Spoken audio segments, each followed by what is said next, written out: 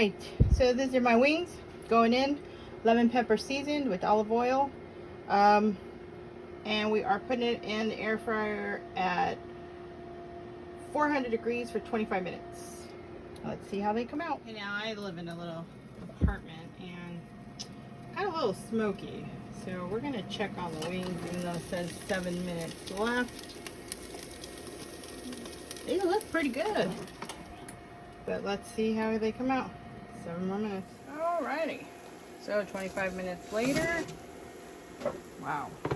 These are my lemon pepper chicken wings.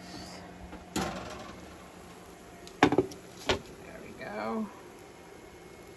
Lemon pepper chicken wings at 25 minutes. They look pretty good, huh? Alright, well, hopefully they taste as good as they look. Thanks for watching.